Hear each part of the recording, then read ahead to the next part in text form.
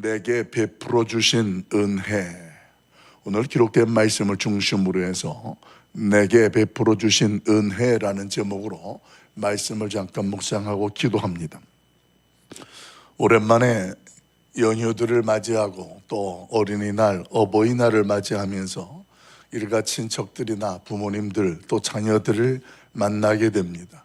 그렇게 만나서 인사를 나누게 되면 그 어른들이나 또 이웃에 계시는 분들이 뭐라고 대답을 하냐면 어떻게 평안하셨습니까? 잘 지냈습니까? 이렇게 여쭈면 덕분에 잘 지내고 있네, 뭐 덕분에 그동안 평안했네, 이런 대답을 듣기도 합니다.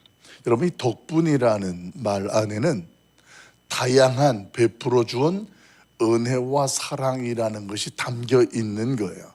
그동안 자네가 나를 위해서 기도해 주거나 섬겨 주었거나 관심을 가져 주었던 것, 이 모든 것 덕분에 내가 잘 지내고 있었다, 이렇게 이야기하는 거예요.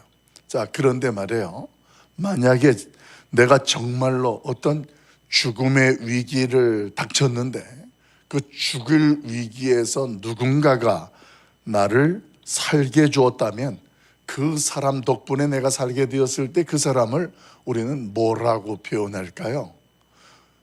우리는 그런 사람을 표현할 때 생명의 은인이라고 이야기합니다. 사랑하는 성도 여러분, 저와 여러분이 이 세상을 살아가면서 참 많은 덕분에 라는 표현 속에 들어있는 것처럼 사람들을 통하여 또 주변에 또 선배들이나 후배들이나 자녀들이나 어떤 분들을 위해서 은혜를 입고 살아가는 게 사실입니다. 그런데 우리는 지금 누구 덕분에 오늘을 살아가고 있다고 생각하십니까?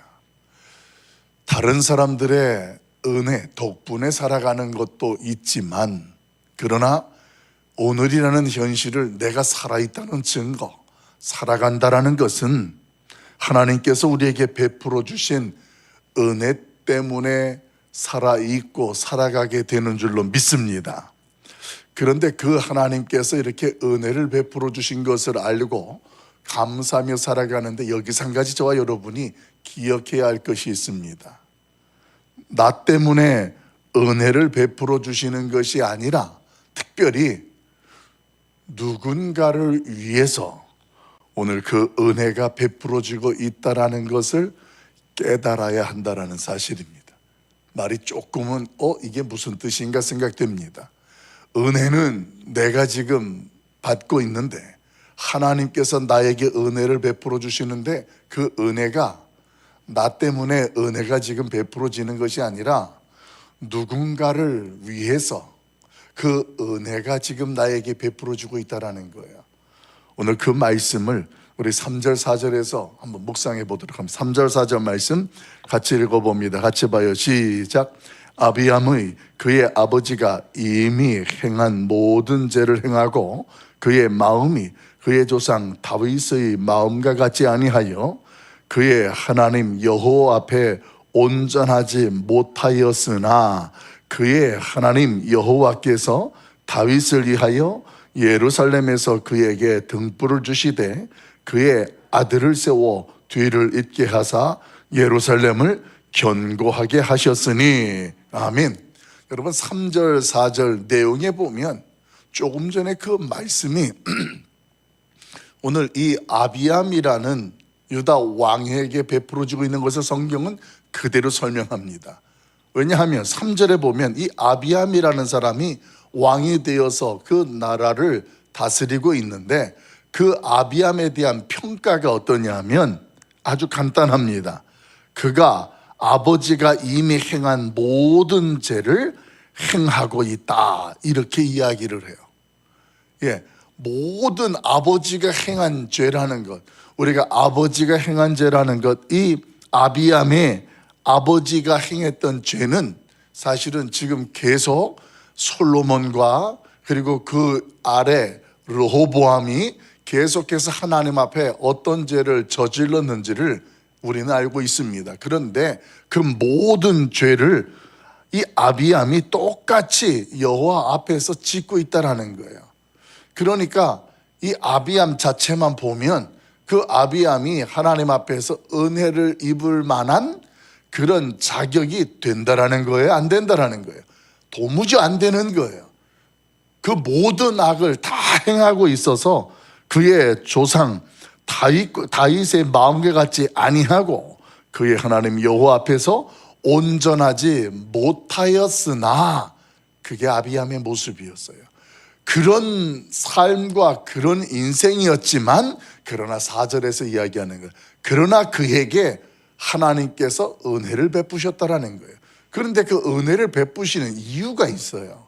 그 아비암의 어떠함을 본다 하면 도무지 어떤 은혜를 받을 만한 자격도 안 되고 그 은혜를 기대할 수 없는 존재인데, 그런데 그럼에도 불구하고 오늘 그 다윗을 위하여서 예루살렘에서 그에게 등불을 주시되 오늘 그가 왕으로서 그 나라를 잘 다스리게 하고 그 아들이, 그러니까 이 아비암이 예루살렘에서 왕으로서 그 나라를 견고하게 다스리도록 하나님이 은혜를 베풀어 주셨다, 이렇게 설명합니다. 여기서 저와 여러분이 놓치지 말아야 될 것이, 은혜는 아비암이 받고 있는데 그 은혜가 누구 때문에, 누구를 위해서 오늘 그 은혜를 베풀어 주고 있느냐라는 것을 놓치면 안 된다라는 거예요. 오늘 4절 말씀에 근거하면 그 아비암이 모든 악을 행하고 있었지만 은혜를 받게 되어지고 그 나라가 든든하게 세워지게 되어졌던 근거는 오늘 뭐라고 설명합니까? 누구를 위하여? 다윗을 위하여. 오늘 다윗을 위하여서 하나님께서 그렇게 역사하고 은혜를 베풀어 주셨다, 이렇게 설명하고 있습니다. 사랑하는 성도 여러분, 하나님께서 보시기에 정직하지 않은 아비암에게 다윗을 기억하사 오늘 그 은혜를 베풀어 주셨다라는 그 말씀. 그러니까 지금 이 아비암은 말이에요, 다윗 때문에 하나님께서 다윗을 위하여 은혜를 베풀어 주시는 것을 누리고 있다라는 것입니다. 지금까지 묵상했던 솔로몬이라는 사람을 저와 여러분도 압니다. 근데 그 솔로몬이 인생의 후반부를 들어가면서 우상 숭배를 하고 하나님 앞에 악을 행했던 것들을 저와 여러분은 살펴봤습니다. 그런데 그 솔로몬에게도 조금 전에 아비암에게 베풀었던 은혜와 같은 은혜가 동일하게 있었다라는 것입니다. 어떤 은혜가 있었을까요? 그의 타락함과 우상 숭배로 말미암아 나라가 찢어지게 되었을 때, 갈라지게 되었을 때에 하나님께서 그 솔로몬에게도 동일하게 말씀하세요. 우리 11장 12절 13절 말씀 우리 한번 살펴볼까요? 11장으로 가서 11장 12절 13절 말씀 532쪽입니다. 우리 같이 합독합니다. 12절 13절 같이 봐요. 시작. 그러나 내 아버지 다윗을 위하여 내 세대에는 이 일을 행하지 아니하고 내 아들의 손에서 빼앗으려니와 오직 내가 이 나라를 다 빼앗지 아니하고 내 종 다윗과 내가 택한 예루살렘을 위하여 한 지파를 내 아들에게 주리라 하셨더라. 아멘. 여러분, 이 솔로몬이 우상 숭배를 하게 되어져서 이제 그 나라가 분열될 것을 하나님이 말씀하셨는데, 그런데 내가 너 때에는 그렇게 하지 않겠다라는 거예요. 솔로몬 이후 그 아들 때에 그렇게 하겠다. 그런데 그 근거가 뭐냐? 너의 아버지 다윗을 위해서 그렇게 하겠다는 이야기예요. 자, 지금 성경에서 다윗을 위하여서 어떤 일들을 베푸시거나 어떤 일들을 보류하시거나 이런 게 한두 번 기록된 게 아닙니다. 그럼 이런 과정 속에서 저와 여러분이 도대체 하나님께서 다윗을 위한다라는 말씀이 이게 무슨 뜻이냐? 도대체 다윗의 밧세바 사건 위에는 그가 하나님께 정직하고 그 말씀에 명한 것을 다 지켰다라는 것이 오늘 다윗에 대한 하나님의 시선이고 하나님의 평가인데, 그러면 다윗을 이해한다라는 것이 결국 구체적으로 무엇을 의미하느냐? 사실 이 말씀을 저와 여러분이 이해하는 것이 매우 중요합니다. 다윗을 위해서 하나님께서 지금 그 후손들에게 계속 은혜를 베푸시는 거예요. 이것이 다윗 후손들에게 계속 베풀어지는 거예요. 어디까지 베풀어질까요? 예, 남유다의 왕이 누가 왕이 되고 계속 왕이 되어져요. 마지막 왕이 또 세워지게 되잖아요. 근데 이제 다윗을 위해서 하나님께서 그렇게 하신다고 한다면 다윗의 왕조가 이스라엘이 남유다가 망해가지고 더 이상 왕이 끌려가고 지금 다 끊어진 것처럼 보이는 현실이 되어지잖아요. 북이스라엘도 망하고 그 다음에 남유다도 망합니다. 그게 이제 나중에 722년 586년에 아수르나 바벨론에 의해서 남유다 북이스라엘이 다 망하게 되어져요. 이렇게 망하게 되어질 때의 그 내용을 생각하면 아니 다윗을 위해서 하나님께서 그렇게 다윗의 언약을 기억해서 그럼에도 불구하고 악을 행하는 후손들이라 할지라도 다윗을 위하여서 은혜를 베풀어 주시고 하나님께서 든든하게 세워주셨었는데 어떻게 그 나라가 남유다가 이렇게 망하고 다윗 왕조가 끊어지는 일들이 일어날 수 있느냐라는 그런 질문이 당연히 생겨야 되는 거예요. 근데 그렇게 왕이 끝나고 다윗 왕조가 끝난 것 같은데 성경은 거기서 멈추지 않습니다. 끝난 게 아니라는 것을 또 말씀해 주세요. 어떻게 성경은 설명되어집니까? 다 망했어요. 다 끝난 것 같아요. 그리고 난 뒤에 이스라엘 백성들이 포로에서 귀환을 하게 되어집니다. 그리고 나서 선지자를 통하여서 그 나라가 이제 잘 회복되어지고 조성되어져 가는 과정인데 그렇게 해서 구약이 끝나고 신약이 시작합니다. 근데 마태복음 1장 1절을 시작하면서 드디어 그 다윗을 위한 메시지가 본격적으로 선포되어집니다. 그래서 1장 1절에 뭐라고 소개되어집니까? 아브라함과 다윗의 자손 예수 그리스도의 계보라 이렇게 설명합니다.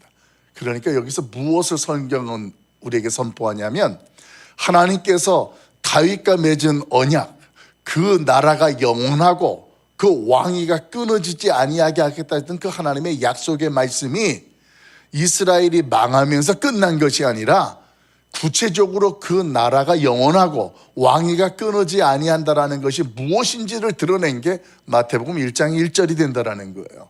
거기서 다윗의 자손 예수 그리스도로 연결시켜 주면서 결국 오늘 하나님께서 다윗을 위하여서 오늘 아비암에게 은혜를 베푸신다라는 이야기는 결국 무엇을 위해서냐면 예수 그리스도가 이 땅에 오시는 일을 위하여서 이게 바로 다윗을 위하여라는 말씀과 연결되는 거예요.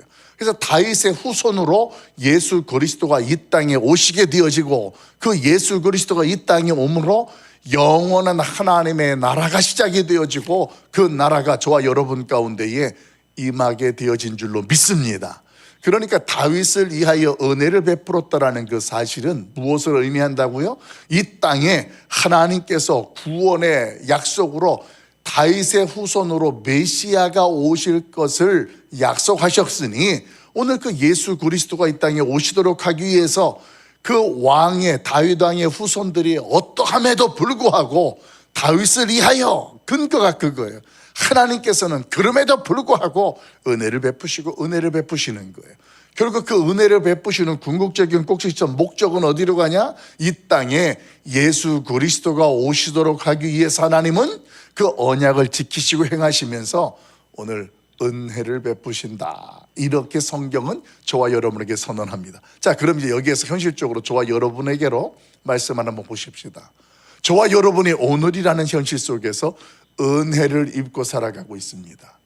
그러면 하나님 앞에 내가 어떠함에 의해서 자격이나 조건이 있어서 은혜를 입는 것이 아니라 하나님께서 우리에게 아무것도 따지지 않고 베풀어 주시는 은혜라는 것을 저와 여러분은 분명하게 감사하고 고백하는 것이 사실이에요. 그래서 조금 전에 불렀던 찬양처럼 하나님의 은혜로 이 쓸데없는 자, 아무런 조건도 자격도 없는 나에게 하나님은 왜 은혜를 베풀어 주시느냐?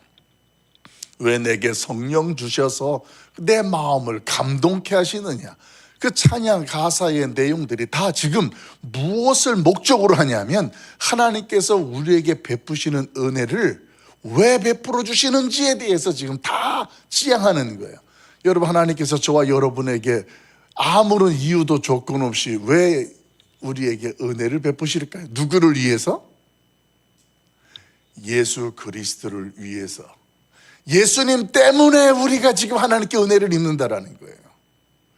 다윗 때문에 그 후손들이 하나님의 은혜를 입고, 그 다윗 때문이라는 것은 예수 그리스도가 이 땅에 오시기 위함이라는 것으로 말씀이 귀착이 되고 정리가 되는 것처럼, 저와 여러분이 오늘날 이 땅에서 하나님께 은혜를 입는다라는 것은 무엇을 위해서, 누구 때문에? 하나님 우리에게 은혜를 베풀어 주시는 것은 예수 그리스도의 십자가 때문에, 우리가 그 예수 그리스도를 믿는 그 믿음으로 말미암아 하나님이 우리에게 은혜를 베푸시는데, 그러면 궁극적으로 우리가 예수 그리스도 때문에 은혜를 입는데, 그 예수님을 위해서 내가 지금 은혜를 누리고 있다는 것은 구체적으로 무엇을 의미할까요? 내가 하나님께 은혜를 입고 예수를 위해서 은혜를 입는다는 것은 나를 통해서 뭔가가 마치 다윗의 후손으로 예수 그리스도가 이 땅에 오시는 것처럼 저와 여러분을 통해서 하나님께서 은혜를 베푸심으로 그 뭔가가 또 기대하고 있고, 그 뭔가 역사가 이루어진다는 거예요. 그게 뭘까요? 저와 여러분을 통해서 내가 있는 그곳에 하나님의 나라가 세워지고 하나님을 모르던 영혼들이 살아나고 놀랍게 구원받는 역사를 위해서 오늘 하나님은 저와 여러분에게 은혜를 베풀어 주시고 계시는 줄로 믿습니다.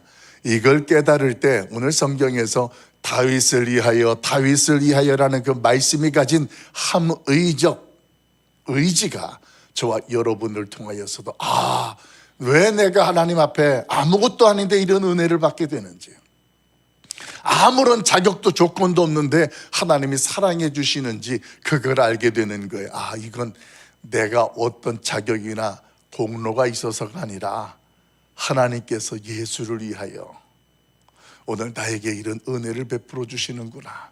그 예수를 위한다라는 것은 누구든지 저를 믿는 자마다 멸망치 않고 영생을 얻게 하려 하심이라는 그 하나님의 의지가, 저와 여러분이 예수님을 믿으니까 이제 너를 통하여서도 오늘 그 예수님을 믿게 되어지고 하나님의 나라가 이 땅에 확장되고 든든히 세워지는 그런 하나님의 비전과 역사를 위해서 오늘 저와 여러분이 하나님으로부터 뭘 누리고 있다? 은혜를 누리고 있다. 이렇게 깨달아지면 그렇구나. 하나님의 은혜라는 것이 오늘 나에게 임했는데 이것은 이 은혜가 나만을 위한 것이 아니구나. 이렇게 깨달아지는 거예요. 그래서 저와 여러분이 하나님께 기도할 때 뭐라고 기도하게 되냐면, 하나님, 나를 하나님의 축복의 통로로 사용해 주옵소서, 은혜의 통로로 사용해 주옵소서. 이 기도나 이 내용의 개념이 다 이렇게 다윗을 위하여, 결국 다윗의 자손 예수 그리스도에게로 연결되어지고 그 예수 그리스도로 말미암아 이 땅에 천국이 임하고 구원이 임하는 것처럼, 오늘 저와 여러분에게 하나님이 은혜를 베풀어 주시는 것은 구원의 통로요, 축복의 통로요, 은혜의 통로로 내가 있는 그곳에서 오늘 누군가가 하나님의 나라의 백성으로 세워지고 하나님의 구원을 경험하게 하는 그 궁극적인 목적을 위하여, 오늘 어쩌면 저와 여러분이 아비암처럼 그 위에 보여주었던 악행들을 똑같이 행하고 있음에도 불구하고, 그런데도 하나님이 나를 사랑하시고 그런데도 은혜를 베풀어 주시는 이유가 될 수 있음을 깨닫고, 오늘도 이 새벽에 하나님 앞에, 하나님, 내가 있는 그곳에서 오늘도 예수 그리스도를 위하여서 오늘 내가 모르는 사람들이든 아는 사람들이든 그들 가운데에 천국이 임하고 나를 하나님 앞에 축복의 통로로, 구원의 통로로, 은혜의 통로로 사용하여 주옵소서. 그런 깨달음의 기도로 주 앞에 설 때 우리의 삶은 가치가 있고 더 풍성한 은혜와 축복을 경험하게 될 줄로 믿습니다. 이런 풍성한 축복과 은혜가 누구를 위해서? 예수 그리스도를 위해서. 오늘 그 하나님의 나라가 더 세워지고 풍성해지도록 하기 위해서 하나님으로부터 더 많은 축복, 더 많은 은혜 누릴 수 있길 예수님의 이름으로 간절히 축원합니다.